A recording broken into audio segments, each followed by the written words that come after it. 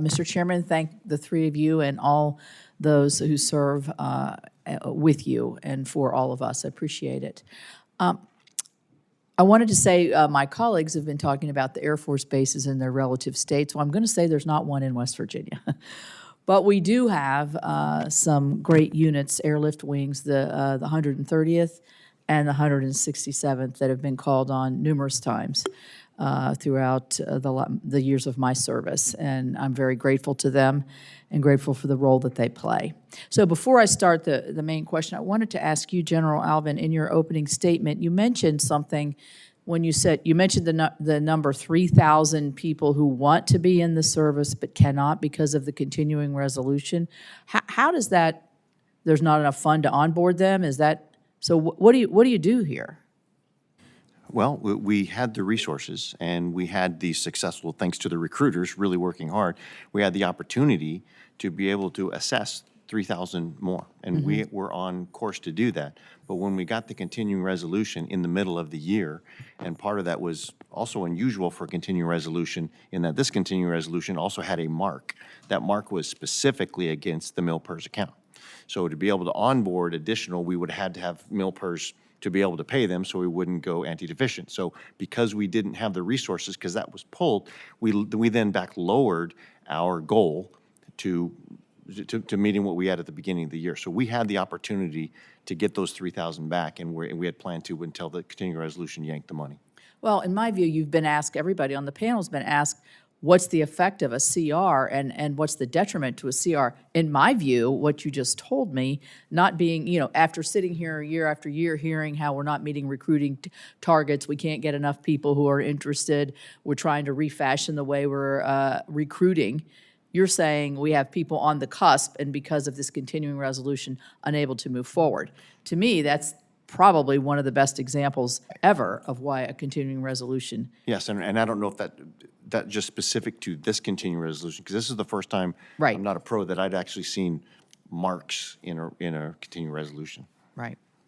Well, let me ask you about operation that we just did last week. I would like to ask you, General, really, I think General Kane just gave a press conference earlier right before we came and really methodically worked through the preparation and the talent that was needed to do that. I want to give you a chance to sort of give your version, shortened version of where you see that and what kind of training was necessary to. So first, let me say thank you for the opportunity, and I want to respect the fact that I could go 40 minutes. I Right. will try and be very brief. I think Chairman Kane did a fantastic job about talking about what it took to ensure that the weapons were loaded correctly, to ensure that the aircraft were launched and they met their parameters, to ensure that the actual weapons hit the target and then the weapons operated as they were intended to do. The other part is, I would imagine, how many people involved in all of this, from the people who imagined the bomb, who designed it, who developed it, who tested it. There's a lot of success to go around here, to all that entire tanker bridge that brought them there and back. I think every one of those people, one of those airmen that was a part of that mission, they may not fully understand the geostrategic impact it had, but they knew that was their job to do, and they knew that the mission depended on them, but they weren't the only one doing the mission. So I know those B-2 pilots were pretty glad they got the gas when they needed the gas, et cetera, Right. et cetera. So this was a fantastic success, but I want to steal what Mr. Chairman said as his opening. Military primacy does not happen overnight. Right. This is one of those that we're so proud of all of the work we put in ahead of time, and this manifestation is another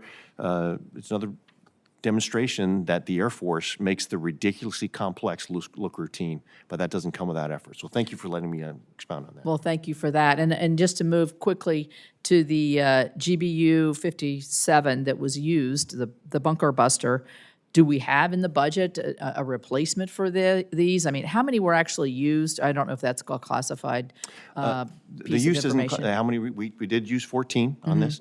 The inventory, we are still adding to the inventory. I would sort of leave that maybe for another discussion. However, this is not a static environment. So now that we know that it was successful, I'm pretty sure that people who are potential adversaries might look at that and they may adapt. So we are constantly looking at Right. whether it be those or an advanced technology or advanced tactics to be able to get ahead and make sure when, as the threat moves to defend, we have the ability to put the kit together that can continue to have events like last Saturday night happen if we're called upon again. It's constantly moving forward. So it might be something different than the GBU-57, some advancement based on what the enemy might do.